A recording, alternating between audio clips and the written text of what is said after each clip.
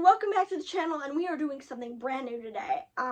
So this is going to be the first video in a series where I go through and I do a deep dive of Chaos Head Noah, because I want to cover more stuff than anime, and I also talk about visual novels and otome games. If you're not familiar with what a visual novel is, it's basically like it says, a visual novel is a visual book that instead of reading it like paperback, you can read it by looking at it on the screen. There's a text box, and then there's usually a sprite of the person talking. Not always. Sometimes when the person is narrating thoughts, it's just a text wall, but it's usually a sprite on the screen. There are also games called kinetic novels that don't have choices, because visual novels have choices that affect the story and which route you go down. I don't really play those because I prefer choices, but we will talk about Higurashi at some point because I love Higurashi. It's my favorite horror franchise, so Go not included. But also, I want to talk about Umineko because Umineko does not work as a story, and I want to explain why. But that's for another time. I also want to talk about some otome games, which are basically the same thing as visual novels, but in reverse, because usually with a visual novel, the main character is male, and the love interests are female. With an otome game, the main character is female and the love interests are male. Sometimes there's sex, sometimes there's not. I don't really care about the sex. Besides the fact that I'm asexual, I'm also here for the story, so I mostly read story-based ones. There's a lot of subcategories like cute stuff where there's, mostly sex, stuff where there's mostly story. I'm here for the mostly story. So today we are going to be talking, as I said, about Chaos Head Noah. If you're wondering why I'm doing Noah, it's because originally speaking, Chaos Head only had three routes: the main route, the true route, and a side route. Chaos Head Noah adds love interest routes, but because Chaos Head is long and there was originally only one route instead of a bunch of different branching routes, I'm going to be doing it in separate videos, because otherwise this video would be hours and hours and hours and hours and hours and hours long, because this story initially is 11 chapters long, and I'd rather do 11 chapters than one big video, although later on I might compile it into one video, depending on how I'm feeling. So starting off, our main character's name is Takumi, and he spends most of his time in his room rotating between playing video games and going to school. He makes it very clear immediately that he's not a hikikomori. I disagree with that fact, because to me a hikikomori is someone who spends all their time in their room and they don't have any friends and they never come out. And if given the choice, I guarantee you, if he didn't have to go to school, he would never come out of his room. So he is, to me, a hikikomori. But that's basically just to establish that he is a loser who has nobody in his life. He also suffers from delusions of grandeur, but we haven't gotten to, or not even of grandeur, like really terrifying delusions, but we haven't gotten to those yet. The biggest one right now is that he thinks that the doll he carries on his desk talks to him, which establishes that he, like I said, he's deluded, he's an introvert who doesn't have any friends, and he's a loser, basically. He talks to two people online named Shogun and Grim, and besides his friend and from school and his sister, those are the only people he talks to. They keep giving him, I just blanked.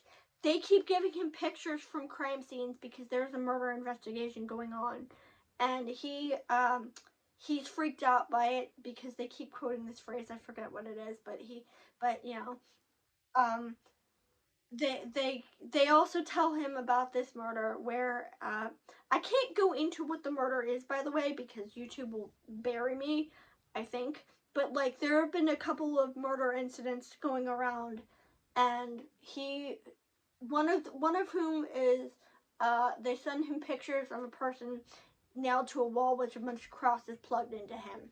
And that becomes relevant very, very soon because one night he decides to go out for whatever reason. He just starts walking around and he wanders into an alleyway and he finds this girl in front of this guy who looks exactly like the picture. There are crosses all over the ground. He's been nailed to the wall and he sees this girl and she turns around and she's wearing his school uniform. She's like, "Oh, finally we meet." He's like, "What?" Because of course he doesn't know her, and he immediately thinks that she did it. For watching the anime, as far as I remember, she did not. But that's another story for another time later in the game. But of course he's gonna think she did because she's there and she's standing in front of a dead guy nailed to a wall. So of course he runs away freaked out because he thinks she's there. He thinks that she did it.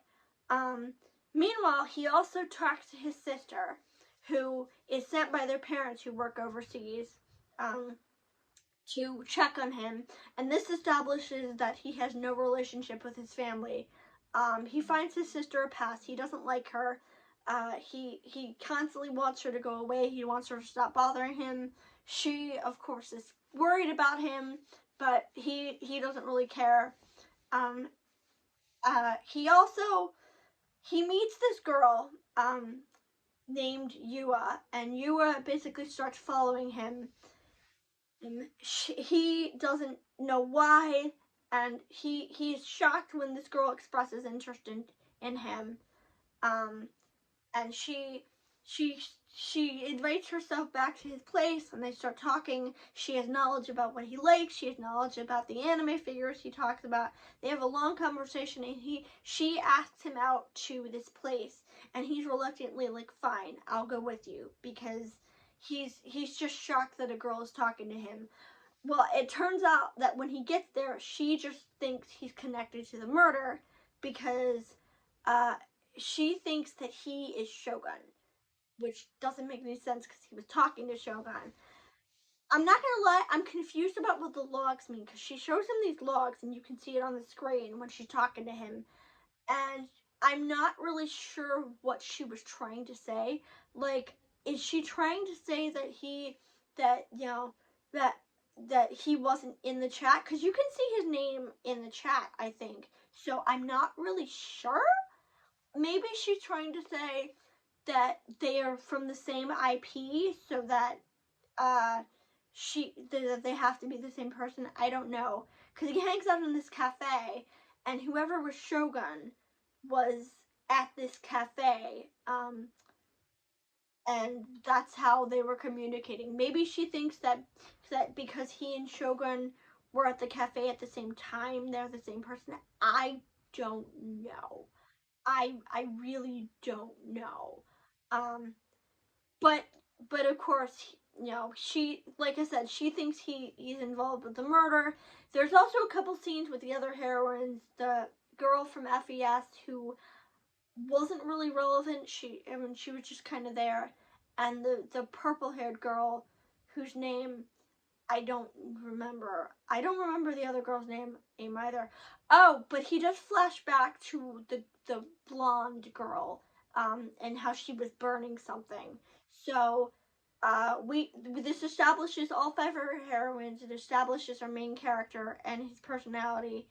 I wish, like I said, I wish the dialogue didn't take so long, because part of the problem is that it takes so long, you get very bored very quickly. But overall, I like the murder mystery. I like the idea, and he has conversation with his friend, but his friend isn't really relevant. In fact, I don't really think his friend is relevant for most of the game. I like Daisuke, but I don't think I'm going to talk about him again because I don't think he has any relevance for the rest of the game. So, other than that, that is it for Chapter 1. And, like I said, I'm not sure if I'm going to string these together. I don't think I am. So if you see me recording Chapter 2 in a different shirt, it's because I recorded it on a different day. And that is it for Chapter 1, and I will see you in Chapter 2.